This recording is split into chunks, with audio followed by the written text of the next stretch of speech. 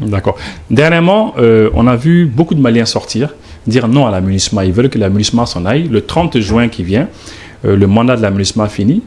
Et bientôt, au Conseil de sécurité, ils vont discuter de la prorogation du mandat ou pas. Et ces Maliens ne veulent plus de la MINUSMA. Et vous, à partir de Lomé, du Togo, comment vous voyez cela?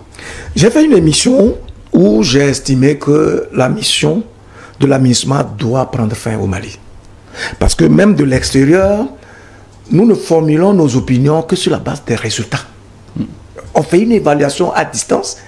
Et donc, à partir d'un certain nombre de faits, on se rend compte que, ben écoutez, il n'y a pas de résultat. Pourquoi la MINUSMA était-elle venue au Mali? C'était pour aider le Mali à sortir de l'ornière, à stabiliser le pays. Puisqu'on dit la mission multisectorielle de stabiliser pour la stabilisation du Mali. Est-ce que le Mali a été stabilisé grâce à l'action de la MINUSMA? Non. Non, pas du tout. Le Mali est en train de se stabiliser grâce à l'action visionnaire des nouveaux dirigeants qui ont compris que pour être stable, il faut d'abord mettre un point d'honneur particulier sur la sécurisation du pays. Et donc, le Mali a commencé à composer avec un partenaire qui, Dieu merci, lui vend, je dis bien lui vend des armes, en tout cas les moyens de sa politique sur le plan de la sécurité. Ce qui veut dire, voyez-vous, lorsque la France quittait le Mali en août 2022, on nous avait fait comprendre que, ben, écoutez, le Mali risque d'être en proie à des attaques incessantes parce que le Mali n'aurait pas des moyens pour se défendre. Mais aujourd'hui, est-ce que cette argumentation peut être prévalue dans le contexte? Dernièrement, ils ont même annoncé que la ville de Ménaka était encerclée. Exactement. Et qu'elle allait être prise. Et maintenant, tout le monde a oublié cela. Exactement. Vous voyez? Et qui l'a annoncé? C'est un chef d'État qui dit que, ben, écoutez, le départ de la France a engendré un renforcement de la puissance des terroristes qui sont en train de prendre la zone de Ménaka et qu'il est convaincu que cette force-là va attaquer, etc. Ça fait des mois et personne n'en parle encore. Pourquoi? Parce qu'en fait, c'est de ça qu'il est question. C'est de l'intoxication pure. On essaye de faire peur aux Maliens, aux soldats maliens et au peuple malien pour leur faire croire qu'en réalité, ils sont plus vulnérables, plus exposés, simplement parce que la prétendue puissance française n'étant plus là, alors là, il n'y a pas moyen. Mais vous voyez tous les équipements que l'armée malienne est en train d'acquérir aujourd'hui. Et puis les résultats sont là sur le terrain. Il était un moment où toutes les zones du Mali étaient des zones à risque. Mais aujourd'hui, est-ce que c'est le cas? Donc c'est pour dire tout simplement que le Mali doit prendre son destin en main. Et je pense que c'est ce travail-là que les dirigeants de votre pays sont en train de faire et qui excite notre admiration et même notre contemplation. Voilà pourquoi nous sommes très attentifs au travail qui se fait ici, parce que c'est ce à quoi tous les pays, en tout cas tout le peuple raisonnable, tous les citoyens raisonnables doivent pouvoir aspirer. D'accord. Donc par rapport au troisième mandat dans la sous-région, dernièrement le président Macky Sall au Sénégal, ça ne va pas très bien, on le sait, parce que les Sénégalais le soupçonnent de vouloir faire un troisième mandat. Alors il y a d'énormes difficultés, il y a eu de grands soucis là-bas. Qu'est-ce que vous pensez de ce problème de troisième mandat? Tout à l'heure on en a parlé un petit peu, le cas de la Guinée, le cas de la Côte d'Ivoire, le cas probable du Sénégal. Et puis, il y a aussi des présidences à vie auxquelles nous assistons parfois en Afrique. Et c'est un véritable problème. Par exemple, nous avons le cas du Gabon où le père est parti sur le fils qu'il a pris. On a le cas de votre pays. Ouais. Chez vous, il y a Faure Gnassingbé. Son père était là. Aujourd'hui, c'est lui qui est là. Alors, qu'est-ce que vous pensez de tout cela dans l'ensemble? Alors, sur le principe, je suis de ceux-là qui pensent que l'alternance est un phénomène naturel. Même notre corps subit des changements à chaque minute. Donc, le changement en lui-même est naturel. Il ne devrait pas avoir de contexte où un dirigeant va se considérer comme un homme providentiel, jette un regard mystique sur le pouvoir, au point de penser que sans lui, l'État n'existerait pas. Ça, c'est la base à partir de laquelle on peut tenir un raisonnement. C'est vrai qu'il y a des contextes où on peut relativiser parce que, écoutez, l'opinion n'est pas organisée, etc. Il y a un certain nombre de... Mais tous les dirigeants du monde doivent être conscients de ce qu'ils ne sont pas éternels. Ils sont éphémères. Si par leur volonté, ils ne sont pas en mesure de laisser la place aux autres pour émerger, il faut qu'ils comprennent qu'il y a une volonté extérieure ou supérieure à eux qui peut se manifester à tout moment. Et dans ce contexte-là, l'évaluation qu'on verra de leur action ne sera plus liée aux œuvres qu'ils auront laissées, mais elle sera liée au fait qu'ils ont étouffé des intelligences et ils n'ont pas permis aux gens de pouvoir s'épanouir et donc de montrer de quoi ils sont capables. La vocation du leader, c'est quoi? C'est en réalité de construire autour de lui des leaders qui sont capables de prendre du relais à tout moment et en toutes circonstances. Et lorsqu'il y a des dirigeants qui se disent, ah ben, providentiel, que sans eux, ben, écoutez, il n'y a rien qui puisse se faire, c'est qu'il y a un problème. Il y a un problème avec la nature elle-même, parce que c'est une position qui est contre nature. Et puis il y a un problème avec leur propre état d'esprit. Parce qu'en général, vous savez, tous les présidents du monde, lorsqu'ils veulent venir au pouvoir, sont de très bonne foi. Ils ont une vision pour le pays. Ils sont tellement engagés pour la cause de leur pays. En réalité, le problème reste dans l'exercice du pouvoir lui-même. Parce que le pouvoir a ceci de droguant, que lorsque, à longueur de journée, vous n'entendez que des encensements, où les gens viennent vous dire à chaque fois que vous êtes le centre du monde, vous finissez par configurer votre mental, par paramétrer votre mental comme tel, et cela développe des convictions profondes qui vous empêchent d'avoir le courage de lâcher prise. Et ça, les grands hommes du monde, tout ce qui impacte l'histoire de l'humanité, personne ne rentrait dans ce piège-là. Et donc, si nos dirigeants ont envie de rentrer véritablement dans l'histoire, à travers des œuvres qui résistent au temps et à l'espace, il faut qu'ils adoptent véritablement ce principe de l'alternance. Il faut qu'ils comprennent que leur rôle n'est pas de faire du pouvoir leur lit, mais c'est de générer autour d'eux des leaders capables de prendre le relais dans la conduite de la locomotive de nos États. Mais au même moment où on n'est pas d'accord avec les troisièmes mandats de nos chefs d'État, où parfois ils sont présidents à vie, on n'est pas d'accord avec ça, mais à ce même moment, on accepte que certains dirigeants occidentaux, par exemple, fassent plus de 2-3 mandats. On a vu Angela Merkel ici. L'Allemagne est une puissance démocratique dont on ne peut pas, si vous voulez, remettre en cause les qualités sur le plan de la démocratie. On est d'accord? Que les Allemands soient à l'aise à adopter de façon démocratique un dirigeant, fût-elle une femme, qui œuvre pour le meilleur devenir de l'Allemagne, mais c'est tant mieux pour eux. Mais nous, en tant que citoyens, des pays qui se cherchent encore, nous sommes obligés d'aller à la quête des leaders. Nous sommes obligés d'aspirer à des changements parce que nous sommes en train de chercher des pions qui seront en mesure de porter notre histoire et de construire nos pays. Tant qu'on n'a pas ces solutions-là, on ne peut que continuer à les chercher. Mais voilà pourquoi nous nous retrouvons pleinement dans les actions que mènent aujourd'hui les dirigeants maliens. Le jour où le président Assimi Goïta tombera dans les travers de la couloir du pouvoir et commencera à vaciller, comptez sur nous que nous serons encore les premiers à dire mais non, c'est pas ce que nous attendons d'un leader. Parce que le leadership a des principes qui sont connus de tout le monde. Tous les objectifs, tous les esprits objectifs savent que lorsque vous êtes très conscient de la mission qui est la vôtre, votre personne ne compte plus. C'est à travers la mission que vous exécutez que votre nom prend de l'aura, de la densité et s'émancipe au sein de l'opinion. Ceux qui s'attachent à leur nom, à leur personne, sont ceux-là qui n'ont pas bien compris leur mission. D'accord. Pour toujours revenir sur le cas du Sénégal, certains se disent, bah, écoutez, pourquoi soutenir Ousmane Sonko? Parce que Ousmane Sonko, si on le soutient, Macky Sall aussi était un Ousmane Sonko hier. Les gens l'ont soutenu contre Wade, mais après, quand Macky Sall est venu, on voit ce qu'il fait. Alors si Ousmane Sonko, demain, s'il vient au pouvoir, est-ce qu'il ne va pas faire comme ce que Macky Sall aussi est en train de faire aujourd'hui? Ou bien encore, quand on prend le cas de la Côte d'Ivoire, certains se disent, bah, écoutez, on a vu Gbagbo ici, on l'a soutenu contre Alassane Dramane Ouattara, mais maintenant Ouattara est au pouvoir, on voit ce que Ouattara aussi fait. On a soutenu Alpha Condé contre d'autres, mais voilà, aujourd'hui, bon, on a vu que lui aussi, on a vu ce qu'il a fait. Donc, à chaque fois qu'on soutient les opposants, on se rend compte que quand ils ont le pouvoir, ils sont pratiquement pires que ceux qui étaient au pouvoir. Alors, comment vous voyez cela?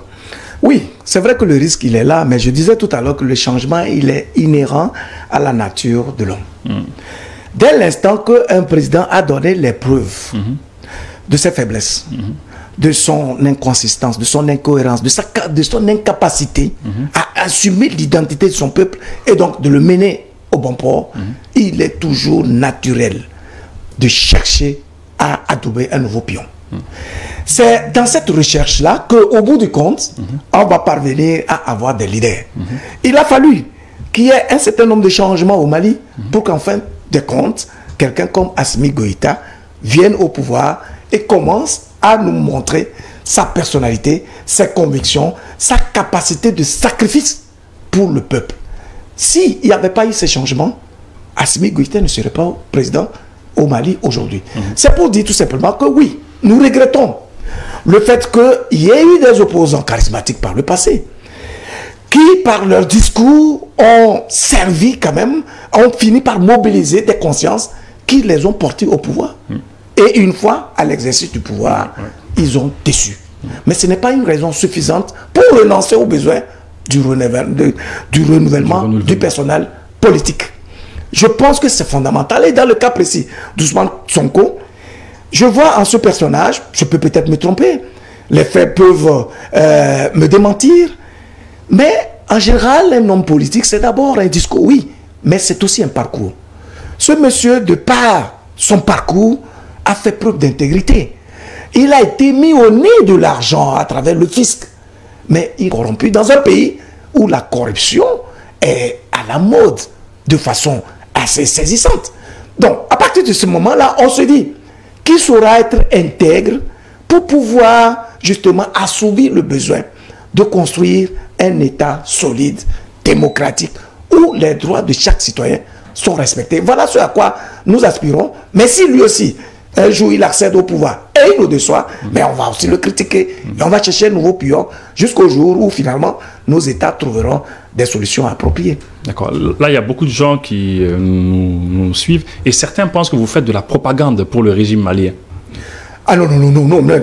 Toutes les fois où nous devons parler du Mali, nous ne parlons que des faits. Je ne me vois pas dans une forme de propagande. Vous savez, dans nos régimes passés, vous vous rappelez, le Mali vient de l'Empire mandingue. Hein? Au palais, il y avait un griot. Le griot n'invente pas les faits. Le griot, il reprend les faits du palais qu'il récite, enchante et répand à travers l'histoire. Nous, nos moyens de transmission dans notre histoire, c'était un moyen oral. C'est donc l'expression de la pensée à travers les faits. S'il y a des faits qui compromettent ou qui rendent compte des faiblesses du régime malien, nous serons les premiers à les sortir parce que on dit qui aime bien doit pouvoir être capable de bien châtier aussi. Nous sommes porteurs d'une vision, d'une aspiration profonde. Parce que c'est humain de chercher les moyens de notre liberté, de notre affranchissement, de notre capacité à décider par nous-mêmes. Aussi bien au Mali qu'au Togo ou dans les autres pays. En tout cas, c'est humain. Donc, dès l'instant où un dirigeant commence à poser des pas dans ce sens-là, on ne peut qu'accompagner cela en répandant justement ces actions avec l'espoir que par notre exercice, beaucoup de consciences seront mobilisées de sorte qu'on puisse avoir une masse critique qui porte cette vision-là pour pouvoir renverser l'establishment ancien. Voilà. Mais selon vous, quelles sont les faiblesses du régime malien? Alors, quelles sont les faiblesses? C'est un exercice un peu difficile. Je dire, ce sont des faits que moi j'apprécie, que j'analyse.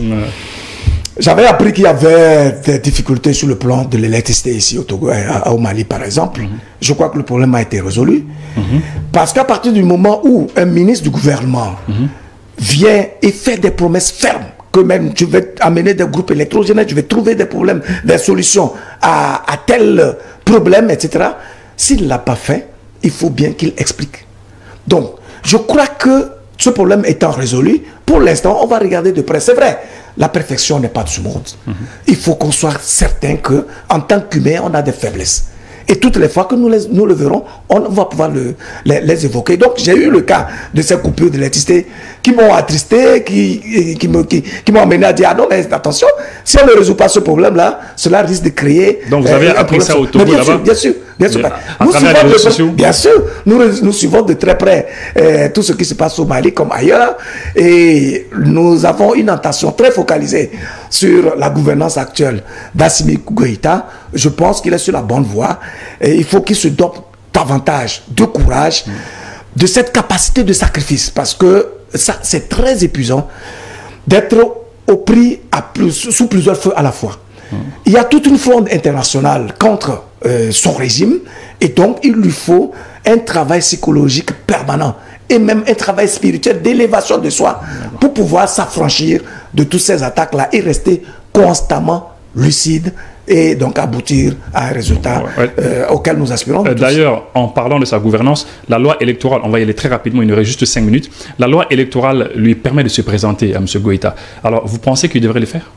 Il appartient au président Goïta lui-même d'apprécier le chemin qu'il a déjà parcouru, les défis qui restent face au peuple malien, et d'évaluer lui ses propres capacités à pouvoir tenir ou non, avant de pouvoir décider éventuellement de se positionner comme candidat aux élections présidentielles ou pas. Nous, ce qui nous intéresse, ce sont les résultats qui seront engrangés par le dirigeant lui-même. Si au cours de sa gouvernance, il a été suffisamment un bon leader, je suppose qu'il a aussi autour de lui des gens qui peuvent... J'ai entendu un jour le Premier ministre dire que si vous tuez Assimi Goïta, c'est des milliers d'autres Assimi Goïta que vous allez rencontrer sur votre chemin. Donc c'est pour dire qu'il a déjà impulsé une dynamique. Qu'il continue cette dynamique, c'est tant mieux. Il appartiendra au peuple malien d'apprécier.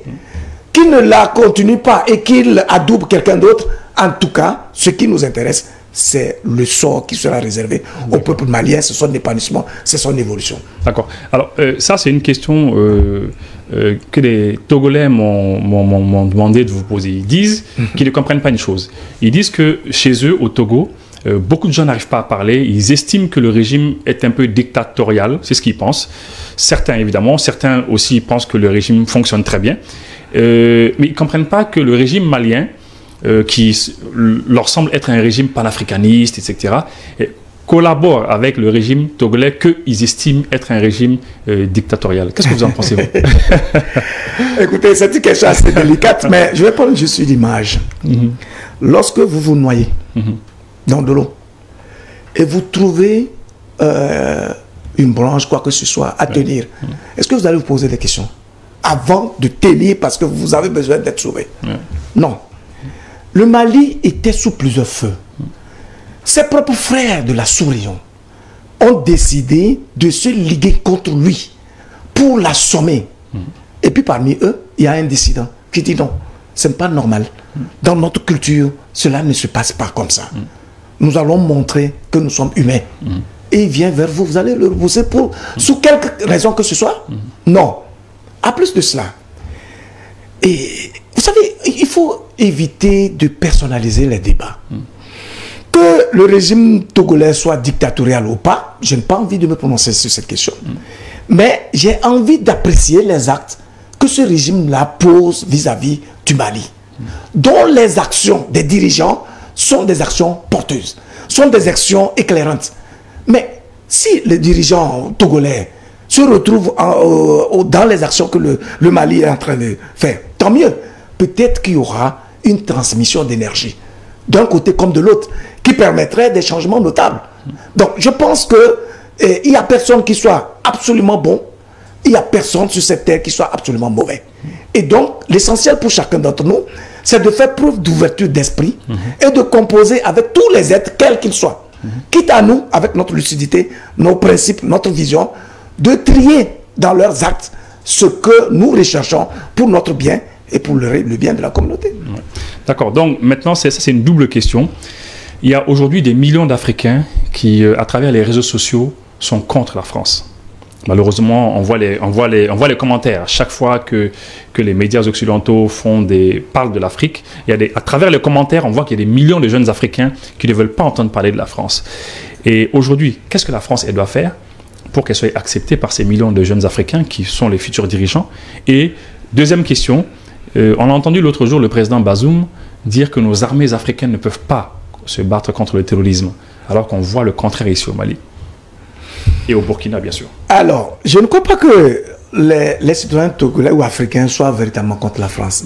Les citoyens africains sont contre la politique française. Donc, ça veut dire que ce sont les choix politiques opérés par l'élite dirigeante française qui sont sujets à caution, qui doivent être revus.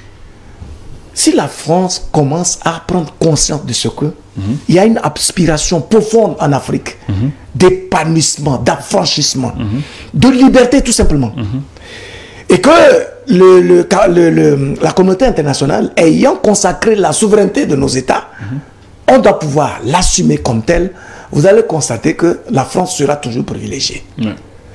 Le problème, c'est le fait qu'il y ait une certaine forme de condescendance. C'est le fait que l'élite dirigeante française puisse penser qu'elle est en mesure, en ce 21e siècle, de donner des injonctions, comme cela se faisait en temps colonial, vis-à-vis de nos dirigeants. Qu'elle peut co-orienter les politiques intérieures de nos pays. C'est tout le problème. Mais écoutez, nous tous, nous allons en France. Nous aimons bien ce pays-là. Nous promenons en Europe, etc. Donc, ça veut dire que fondamentalement, sur le principe des relations humaines, il ne peut pas y avoir une forme d'animosité vis-à-vis de la France en tant qu'État. Mais le vrai problème, c'est les politiques que l'élite dirigeante française est en train de dérouler, en tout cas en train de dérouler en Afrique. Deuxième chose, en ce qui concerne la déclaration de Bazoum, j'avais souri. Bazoum est un chef d'État, chef supérieur des armées nigériennes. Et puis face à Jeune Afrique, à un journaliste de Jeune Afrique, il dit que les terroristes sont plus forts que nos armées. Quel est le message qu'il passe?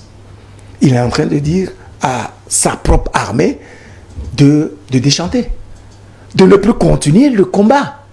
Mais ne nous trompons pas. Quand vous suivez toute l'interview qui a été réalisée par Bazoum, vous êtes journaliste, vous êtes en train de m'interviewer. Moi aussi, il m'arrive d'interviewer des gens. Il y a ce qu'on appelle l'objectif visé par une interview. Comment il se fait qu'un journaliste conduise une interview face à un président de la République et qui ne concerne à 80% que des questions liées à l'extérieur, c'est-à-dire le Mali, le Burkina Faso, les terroristes, etc., etc. Et quelques peu de questions liées à la politique intérieure. Or, le président de la République est missionné par son peuple et donc, il ne peut être plus intelligent, plus efficace, n'avoir plus d'expertise que sur les questions intérieures à sa politique. Ou bien ce n'est pas le cas. Comment il se fait qu'il se montre autant expert de la vie des terroristes, au point de savoir les problèmes intérieurs qu'il y a même entre les groupes terroristes, au point de savoir la capacité d'armement des groupes terroristes, et de montrer avec excellence la capacité à envahir certaines zones des pays souverains. Et lui, c'est lui qui connaît tout ça. J'ai eu le sentiment, à la suite de cette interview, que le président Bazoum était un consultant attitré des terroristes. Et son expertise se reposait fondamentalement sur les techniques ou les mécanismes, les stratégies qu'adoptent les terroristes pour envahir les pays comme le Mali, le Burkina Faso, etc. etc. J'ai trouvé cela désolant et j'ai bien compris qu'en réalité, cette interview était une interview téléguidée qui visait un objectif bien précis qui n'a rien à voir avec la vie du peuple nigérien, bien sûr. Mais véritablement de montrer, en tout cas de créer une forme de cisaille, de doute dans cette foi qui est déjà développée par les pouvoirs, l'armée malienne et l'armée burkinabé. Ouais, c'est pour montrer qu'on a besoin de l'extérieur en fait. Absolument. Le Niger, d'accord. Merci beaucoup Luc Abaki, journaliste et analyste politique. Est-ce que vous avez un dernier mot? Non, c'est encore une fois de vous remercier pour cette belle initiative que vous m'avez donnée, de pouvoir m'adresser au peuple malien, de donner mon point de vue sur l'actualité du Mali et de la sous-région, et de dire combien je me suis senti privilégié, en tout cas, de partager ces idées-là. J'espère pouvoir faire des tours réguliers ici au Mali, parce que, comme je l'ai dit, les actions, en tout cas la politique qui est développée ici au Mali, nous intéresse à plus d'un titre. Si vous entendez, nous, notre voix, c'est sans doute parce qu'on a ce privilège d'avoir accès à des médias, mais que les dirigeants maliens s'assurent de ce que c'est beaucoup de millions de personnes en Afrique qui sont derrière eux. Ouais. Et donc, nous leur donnons tout notre encouragement et avec cette foi qu'ils vont rester constants, cohérents, persévérants pour pouvoir aboutir à un résultat qui va faire rêver pour une fois l'ensemble des peuples d'Afrique.